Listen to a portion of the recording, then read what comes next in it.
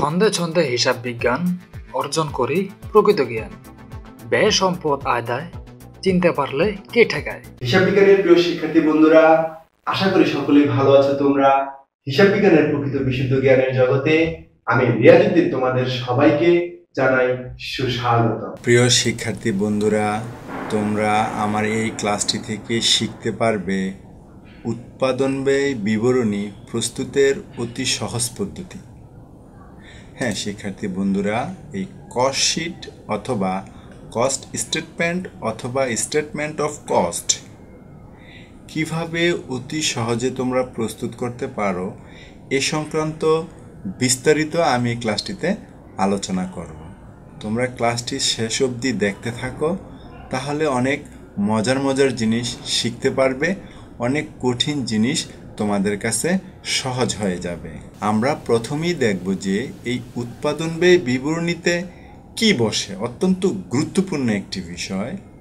খেয়াল করো, উৎপাদন ব্যয় বিবরণী। দেখো এখানে আমি ব্যয় শব্দটিকে একটু বড় করে লিখেছি।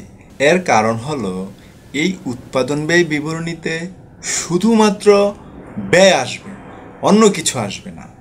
শিক্ষার্থী বন্ধুরা, আমি আমার প্রথম দিকের ক্লাসগুলোতে বলেছি যে হিসাব বিজ্ঞানের সকল অঙ্কই 4টি দিয়ে তৈরি: আয়, ব্যয়, সম্পদ, দায়। এই 4টির মধ্যে শুধুমাত্র এই ব্যয় দিয়ে উৎপাদন ব্যয় বিবরণী প্রস্তুত করতে হয়।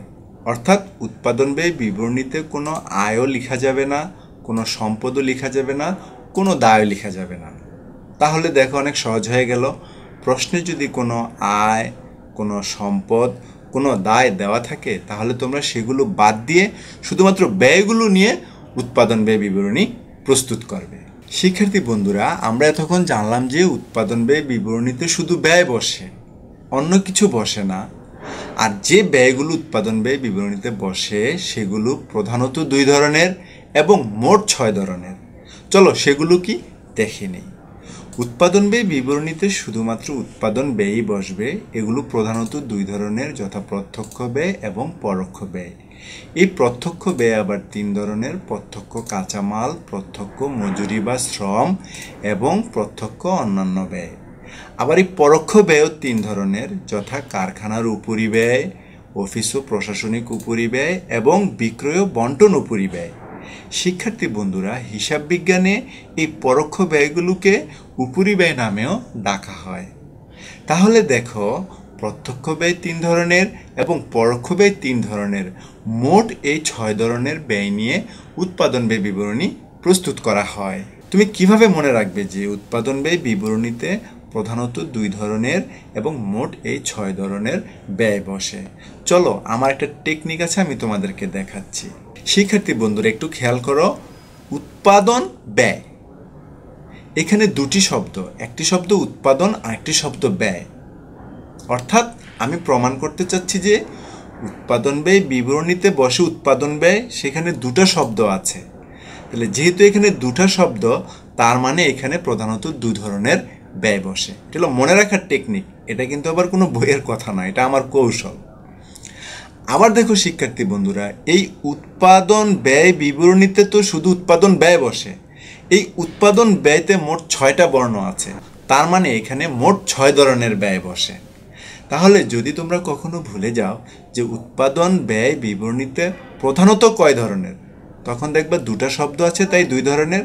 আবার মোট কয় ধরনের ব্যয় বসে, তখন এখানে মোট 6টা বর্ণ আছে তাই 6 ধরনের ব্যয় বসে। আবার শিক্ষার্থী বন্ধুরা, আমরা কিছুক্ষণ আগে দেখেছি প্রত্যক্ষ ব্যয় 3 ধরনের। তো এটা কেমনে মনে রাখবে? দেখো, এই প্রত্যক্ষ শব্দটিতে 3টা বর্ণ আছে। আবার দেখো, আমরা জেনেছি পরোক্ষ ব্যয়ও 3 রকমের। এই পরোক্ষ শব্দটিতে 3টি বর্ণ আছে। তার মানে শিক্ষার্থী বন্ধুরা, যখন কোন ব্যয় কত ধরনের তুমি ভুলে যাবে, তখন তাদের শুধু বর্ণগুলো গণবে, তাহলেই তোমার মনে পড়ে যাবে। এবার চলো শিক্ষার্থী বন্ধুরা, আমরা জানলাম যে উৎপাদন ব্যয় বিবরণীতে প্রধানত 2 ধরনের, মোট 6 ধরনের ব্যয় বসে। তার সংখ্যাগুলো মনে রাখার টেকনিকও দেখলাম। কিন্তু তোমাদের যেই জিনিসটি অনেক বড় ধরনের সমস্যা হয় দেখা দেয় যে এই যে 6 ধরনের ব্যয়, এগুলো তোমাদের মনে থাকে না। আরও একটা ব্যাপার আছে, উৎপাদন ব্যয় বিবরণীতে কিন্তু এই 6 ধরনের ব্যয় সিরিয়ালি বসাতে হয়, কোনোটা আগে কোনোটা পরে বসালে কিন্তু তোমার অঙ্ক হবে না। তোমাদের এই সিরিয়ালগুলো মনে থাকে না, আবার এদের নামগুলোও মনে থাকে না। তাই আমি একটি কৌশল আবিষ্কার করেছি, একটি কবিতা আবিষ্কার করেছি। সেই কবিতাটি যদি তোমরা মনে রাখতে পারো তাহলে তোমাদের সিরিয়ালি এই 6টি ব্যয়ের নামও মনে থাকবে, তাদের সিরিয়ালও মনে থাকবে। তাহলে চলো সেটা দেখে নেই। কামন্যরা কারবি উৎপাদন ব্যয় বিবরণী, কামন্যরা কারবি উৎপাদন ব্যয় বিবরণী। এই কবিতাটা তোমরা 10 বার জোরে জোরে পড়ো, দেখবা মাথায় ঢুকে যাবে। আর এই কবিতাটার মধ্যে সিরিয়ালি 6টি ব্যয় আছে। যদি তোমরা এই কবিতাটা শুধু মনে রাখো তাহলে সেই 6টি ব্যয় তোমরা মনে রাখতে পারবে। শিক্ষার্থী বন্ধুরা, আমাদের কবিতার প্রথম লাইন হলো কামন্যরা কারবি। এই যে কামন্যরা কারবি, এটা একটা আমি গল্প বলি মনে রাখার জন্য তোমাদেরকে। মনে করো আজকে তোমার জন্মদিন, তুমি একটি অনুষ্ঠান করেছো, তোমার সকল বন্ধু বান্ধবকে দাওয়াত দিয়েছো, তারা তোমার বাসায় এসেছে, এসে বিভিন্ন রুমে তারা ছড়িয়ে ছিটিয়ে গল্প করছে। তো যখন তুমি কেক কাটবে, কেকটা তুমি তোমার কমন যে রুম বা তোমার যে রুম সেই রুমে নিয়েছো, নিয়ে টেবিলে সাজিয়েছো।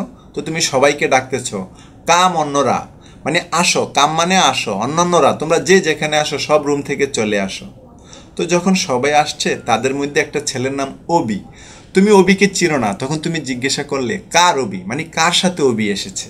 দেখো এই কবিতার প্রথম হলো কা, এই যে কাতে হলো কাঁচামাল, তারপর হলো মতে হলো মজুরি মানে প্রত্যক্ষ মজুরি, তারপর হলো অন্যরা, এই অন্যরা মানে হলো অন্যান্য খরচ মানে অন্যান্য প্রত্যক্ষ খরচ। তারপরে আছে কার, এই কারতে মানে কারখানার উপরি ব্যয়। সরেও, তারপরে আছে সরেও, এই সরেও হলো অফিস উপরি ব্যয়। আর বি মানে হলো বিক্রয় উপরি ব্যয়। দেখো শিক্ষার্থী বন্ধুরা, কত ম্যাজিকের মতো তোমাদের এখন মনে থাকবে। কাঁচামাল, মজুরি, অন্যান্য, কারখানার, অফিস, বিক্রয়।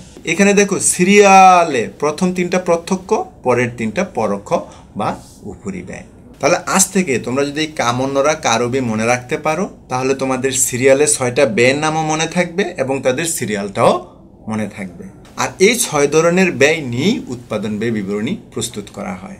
চলো আমরা একটু উৎপাদন ব্যয় বিবরণী নমুনা দেখি। এই দেখো শিক্ষার্থী বন্ধুরা, এটা একটা প্রাচীন পদ্ধতিতে প্রস্তুতকৃত উৎপাদন ব্যয় বিবরণী, আর এটা হচ্ছে আধুনিক পদ্ধতিতে প্রস্তুতকৃত উৎপাদন ব্যয় বিবরণী। দেখো এই যে এখানে প্রথমে বসেছে কাঁচামাল, তারপরে প্রত্যক্ষ মজুরি, তারপরে হলো প্রত্যক্ষ অন্যান্য ব্যয়, এরপরে কারখানার উপরি ব্যয়, তারপরে অফিস উপরি ব্যয়, বিক্রয় উপরি ব্যয়। অর্থাৎ কামন্যরা কারবি সিরিয়ালি বসেছে।